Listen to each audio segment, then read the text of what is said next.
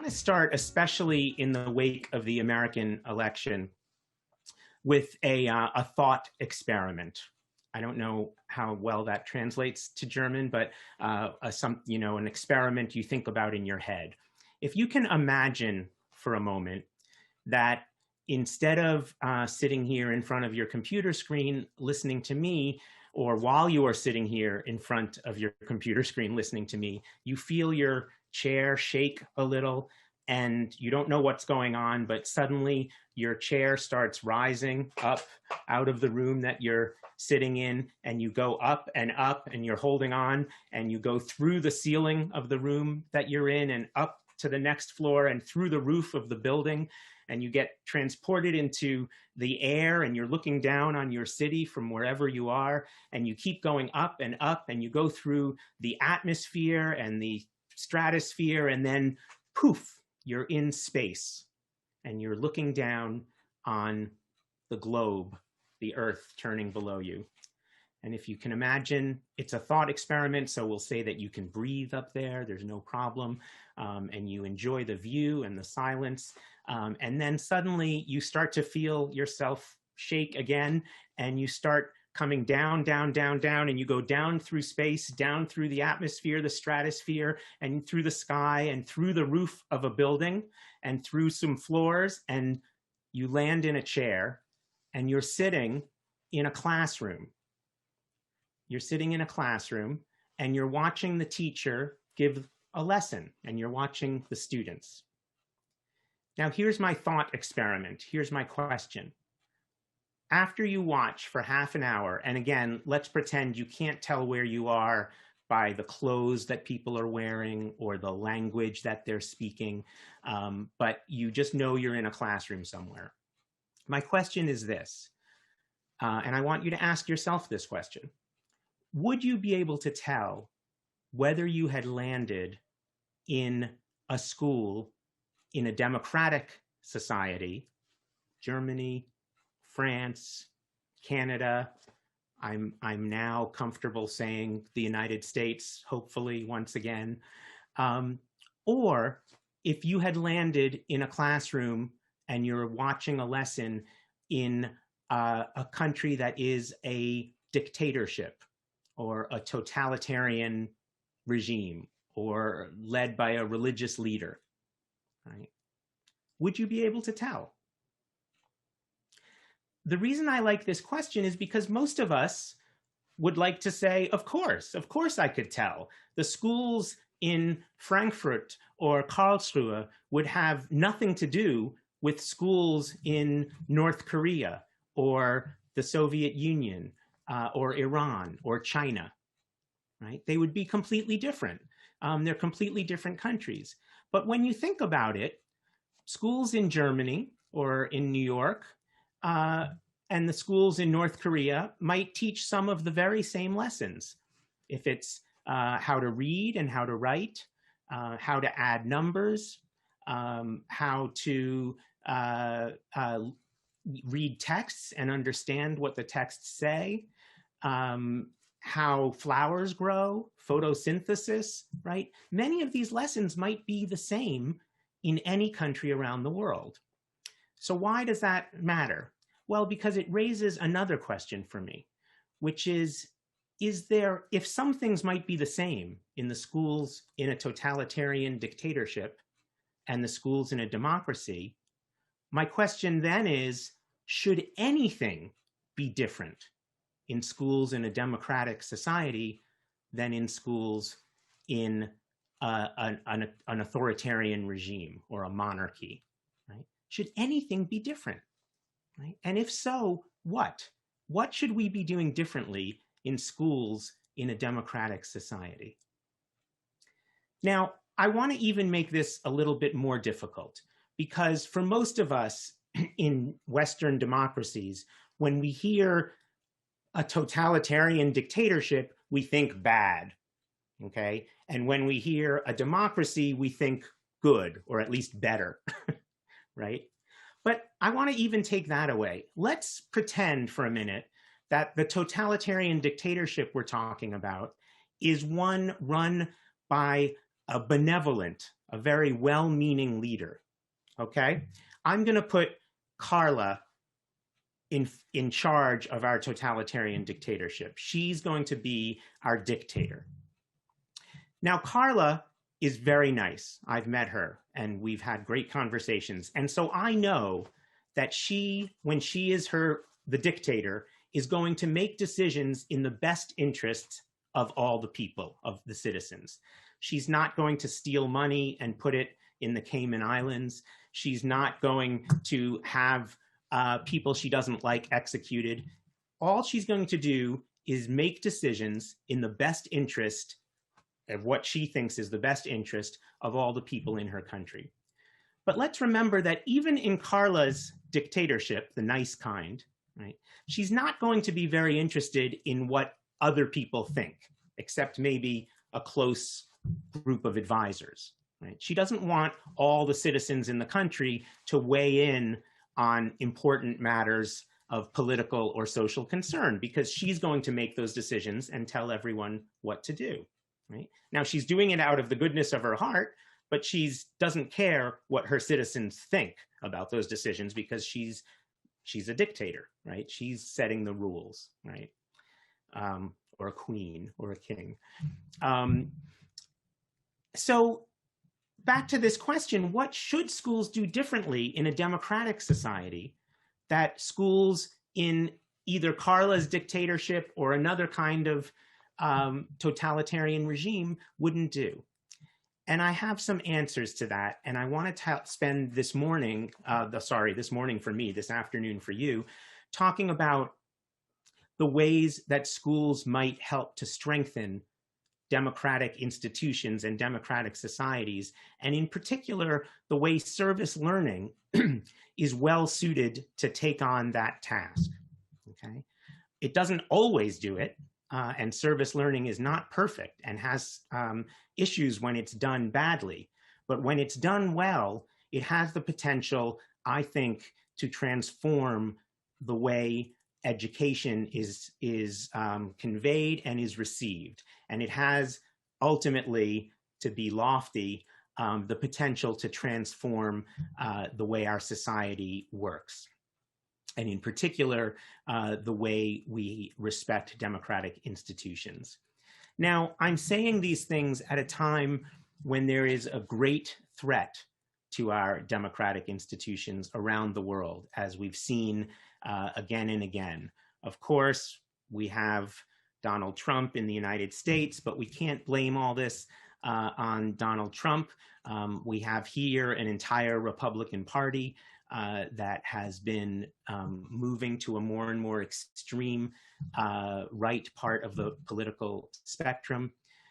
In Germany, of course, you have the AfD, and we were just talking before, and Anne told us that a poll just came out that says that 9% of German citizens would vote for the AfD if there was an election now. So almost 1 out of 10 people in Germany would vote for a far-right political party that probably has little respect for the actual will of the people. It's a populist party, but it doesn't actually want to think about the way democracy works.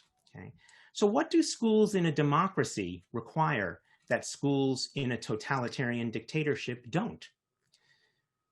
Well, one thing to recognize is that public schooling around the world was founded on the idea that in order for in democratic societies was founded on the idea that in order for democracy to work, people need to be well educated. Otherwise, the experiment can't function. It goes back to the old quote by Thomas Jefferson, who said that if the people are not well educated enough to govern their own affairs, then the solution is not to take that power of governance away from them, but to educate them, right? And public schooling, in its ideal, it never fulfilled this ideal, but public schooling has often been enlisted in the idea that you need to have an educated public to have a well-functioning democracy. So it's not just that we as educators are talking about this, because everyone is talking about it. We're talking about it because schools have an extremely important role to play in teaching people to be effective citizens in a democratic society. And by citizens, I mean participants in a democratic society. I don't mean the legal definition of citizen, right? You can be a resident or a legal citizen, but I'm talking about how you engage with your community, how you engage with your country's decision-making process. So what's needed for that process? Well, one thing that democratic societies require is for the citizens to be able to ask difficult questions about their leaders and about the surrounding society, right? This is something that a totalitarian dictator, not even Carla, would want from citizens. They don't want them asking questions. They want to give a rule and say, this is what you do now, okay? This is the rule you follow, and you do it because I said so. But in democratic societies, we need people to be able to make decisions on their own behalf, to make policy decisions and move forward toward deciding how we are going to live together, right? That really is what democracy is about. It's a collective process of deciding the question, how should we live? My wife is a professor also, but she teaches English literature. And because of that, I'm introduced to a lot of literary theory by osmosis. And there's one literary theorist who I enjoy named Amanda Anderson. And she said that literary criticism, she thinks, the most important question that literary criticism should take up is the question, how should we live? And I think that that applies to all of us as educators, right? That one of the most important questions schools could convey to students and ask students to think about is, how should we live? That question is powerful because how should we live implies that we have a choice, right? In a dictatorship, there is no choice. The leader decides how we should live. Okay? In a democracy, we also have leaders. We elect leaders, and sure, they make some decisions on our behalf, but we are constantly reevaluating, at the very minimum by voting, but hopefully even more by writing letters and contacting our legislatures and so forth, or protesting. We are constantly making decisions about that very big question. How should we live? Should we raise taxes or should we lower taxes? Should we stay inside for several weeks or months during a pandemic, or should we go outside and conduct business as usual? Right? Should we make women's access to abortion and to reproductive health questions, should we make that legal or should we make it illegal? Should gay people be allowed to marry one another or should they not be allowed to marry one another? These are all questions that in a democratic society, citizens have to come together to decide. And I think that schools are the most important institution that can make it possible for citizens to do that job. But they have to be able to ask questions. So the first point I want to make is that citizens in a democratic society need to learn in school how to ask questions, right? And how to come to compromises and decisions about how we should live. The second point I want to make is that schools in a democratic society have to teach people to deal with multiple perspectives. Let's remember, in Carla's dictatorship, there's only one perspective or one official perspective. Sure, people are at home in their living rooms discussing what they want in hushed voices, but they can't act on those beliefs, right? In a democratic society, we have many competing perspectives on how we should move forward. And that some people have called politics, right? That's what politics is. In many of our societies now, politics, especially when we think about schools, is a dirty word. It's like an insult. If I say that you're being political, at least in in North America, it's an insult. It means that you're just interested in your own power, you don't care about anyone else, and you just want to advance your own position. Right? But politics has a much more noble history. There's a famous book by Bernard Crick called In Defense of Politics. And in that, he says that people in a democratic society need to come together to work out their differences and to move forward to make social policy, that's what politics is, right? Politics is people coming together to make decisions about how they should live.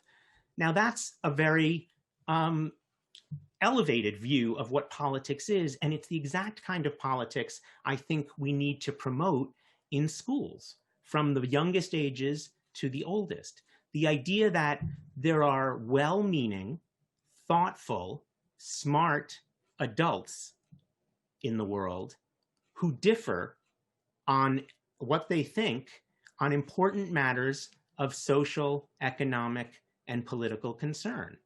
And that it's students' jobs to understand those different perspectives, what they mean, and come to their own conclusions about how they want to fight to move forward, what position they want to advance, which politicians they would like to vote for, which marches or demonstrations they would like to attend, what kind of letters they want to write to their local newspaper. Right? Now, not everyone is going to be politically engaged in the same way, but everyone needs to know that they have a responsibility in making choices about how we should live. Now, that sounds obvious, but it's not.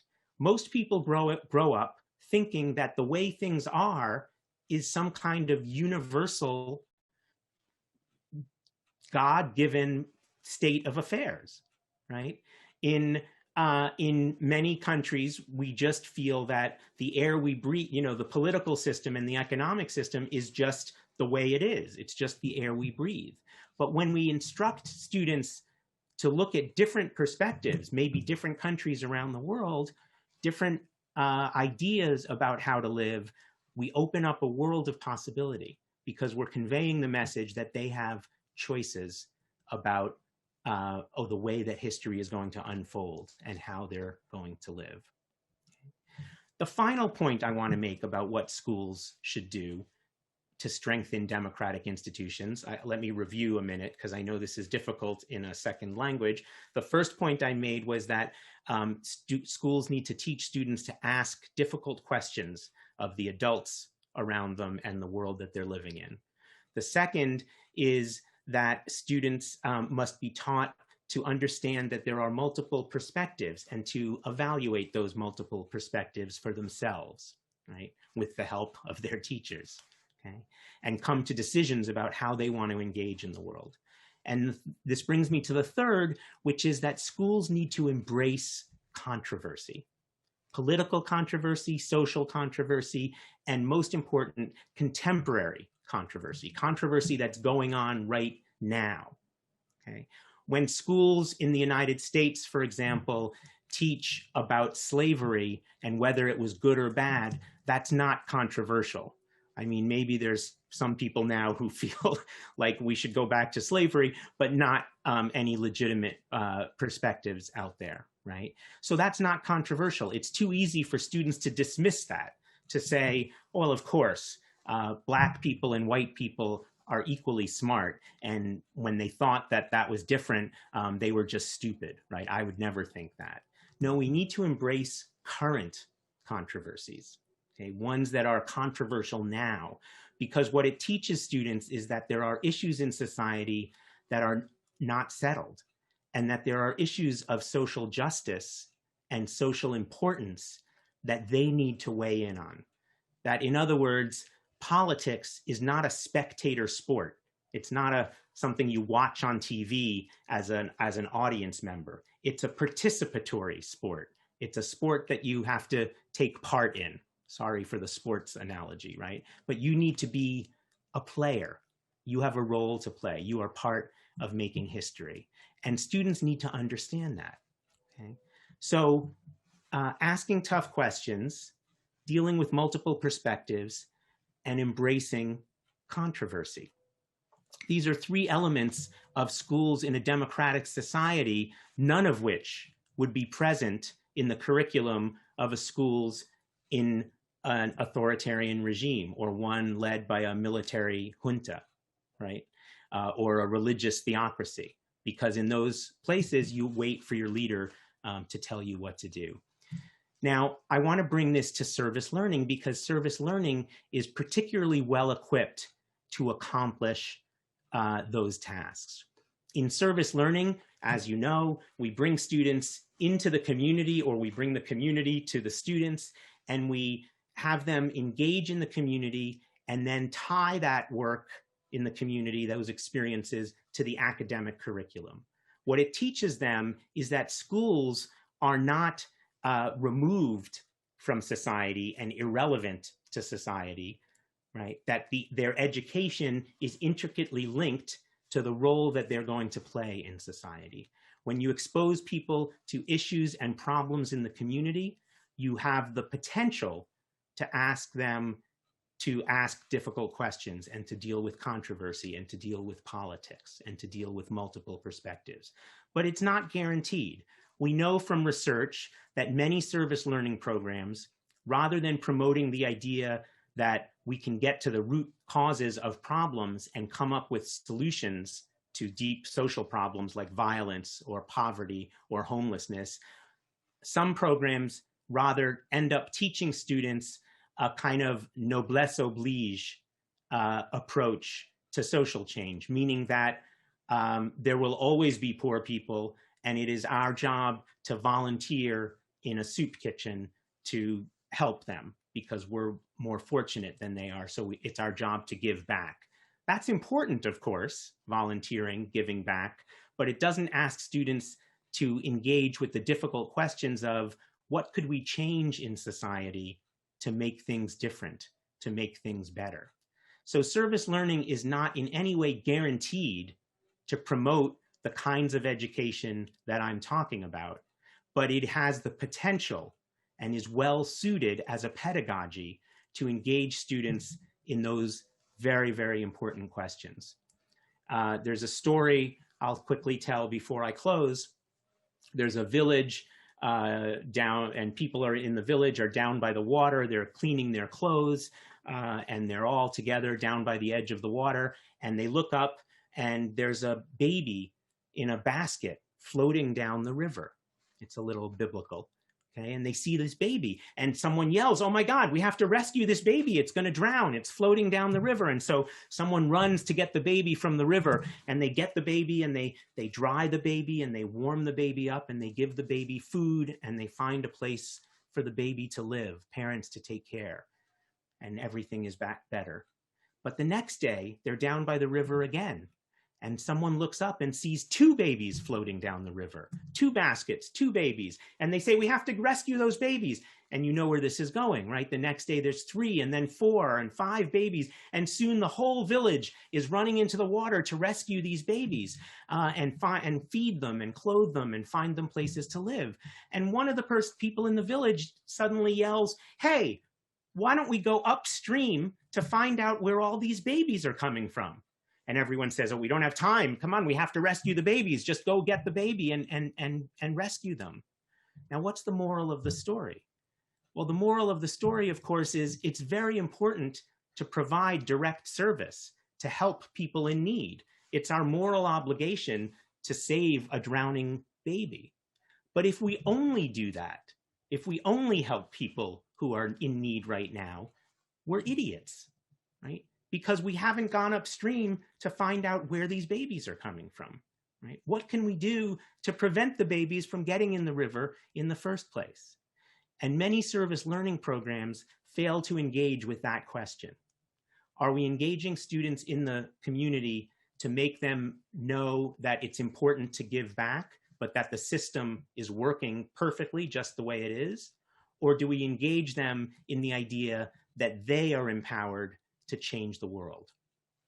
I want to close with one final personal story, and then I'm going to turn it over to Anne, and we'll engage in a discussion. A short time ago, about well, it's about almost 2 years ago now, I was standing in the train station in Frankfurt, and I was on my way. I was waiting for a train to Prague, where I was giving a talk about a related topic. And I realized, I hadn't thought about it before, but I realized as I was standing there that it was almost to the week, 80 years from the day that my mother, who's 92 years old and lives here in New York City, boarded a train at that very Frankfurt train station on a Kindertransport, where her parents were sending her to Switzerland to a children's home. And I knew also that the Frankfurt train station has remained much the same. It looked about the same. And my mother was 10 years old when she boarded that train with 100 other children and no parents. And she spent her childhood in Switzerland in what became an orphanage. It was the last time she saw her parents. And I couldn't help thinking, even though this is probably giving schools too much power, of course there are a million reasons that all of you know much more than I that led to World War II and the Holocaust, the defeat of Germany during World War I, the Great Depression, et cetera, et cetera. But I still couldn't help thinking whether schools in Germany and elsewhere might have done something different to prevent such a catastrophe. Right? And of course, it's not going to be schools alone that could make that difference. But since I'm an educator, I feel like it is my responsibility to ask the questions, what can schools do to prevent the next catastrophe in the world from happening? We already see a huge weakening of our democratic institutions around the world. What can we do to recapture and reanimate an understanding of the importance of democracy to a healthy and just world? And that's the question that I would like service learning educators to ask as we go into conducting our work together. Thank you.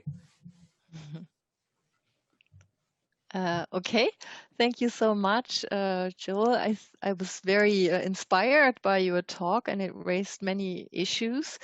I especially like the point about multiple perspectives and how important it is to educate for being able to think through multiple perspectives. And I would like to talk about social cohesion with you and about divided societies, because that is a topic that is seems to be very important in the time we live in. And when I first started becoming involved with service learning, I was quite intrigued by Putnam's work about, or he was referring to some other people's work about bonding and bridging, and how we stay in our own bubbles, and how we like to bond instead of bridge, and how we like to be among people who are just like us, and how difficult it is to do bridging in a democratic society. And that was about 20 years ago. And I think now I'm even more interested in that question, because it seems to me that the public sphere is rapidly changing.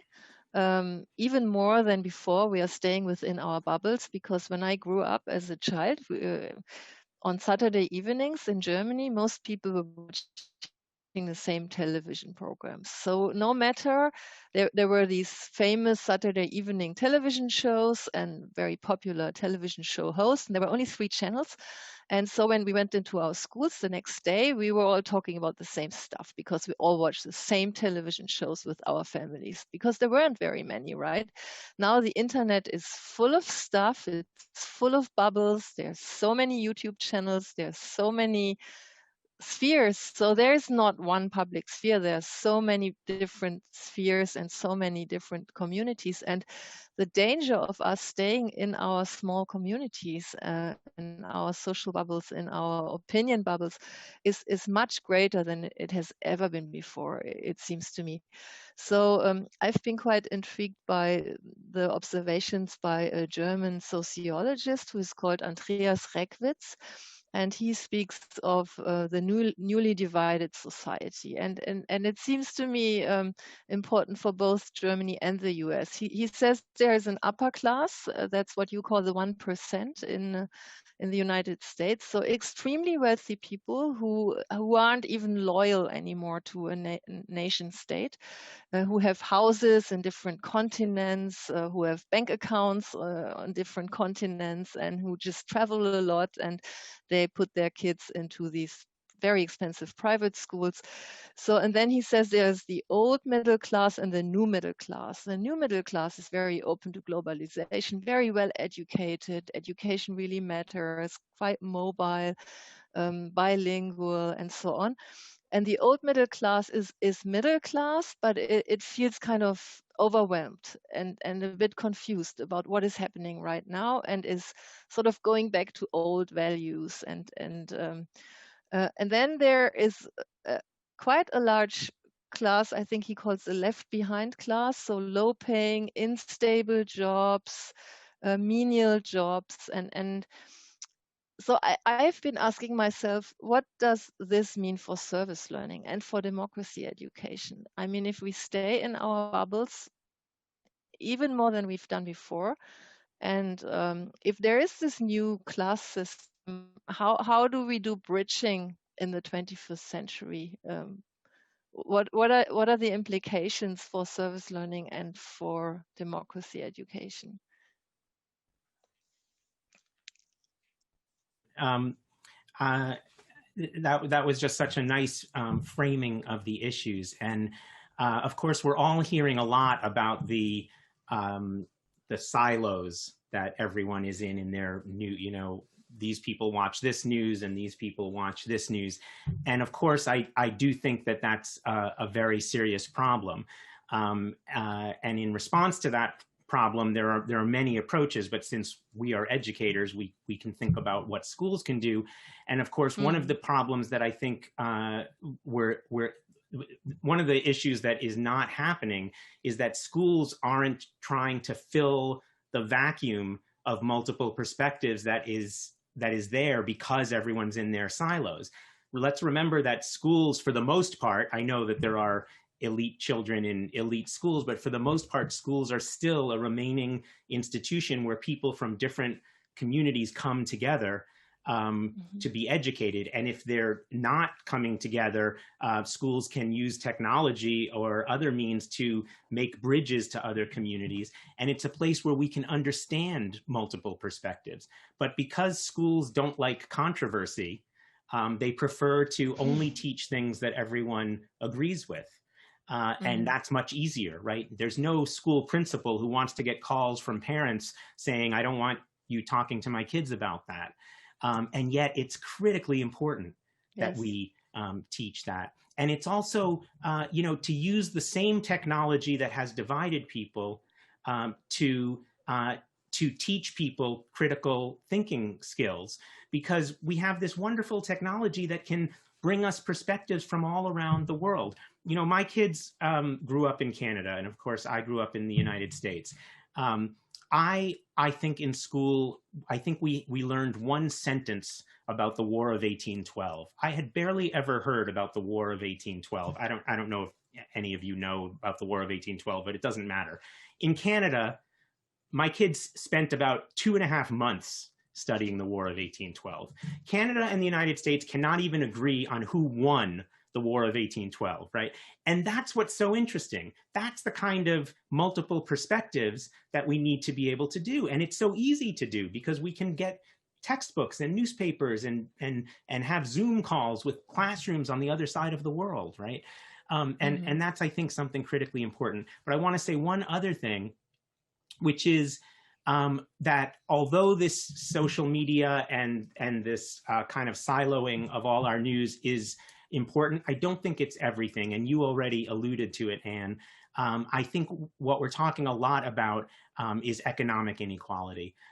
When it's not just right-wing parties, but liberal parties all around the world have basically ignored the growing vast and inequitable gap between between those who have some control over their lives and those who don't.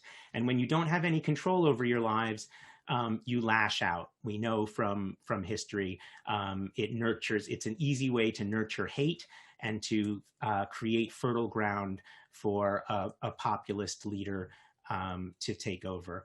And so we need to address the problems of economic inequality and of dissolving a community before or at the same time that we think about ways to teach these lessons that you and I are talking about.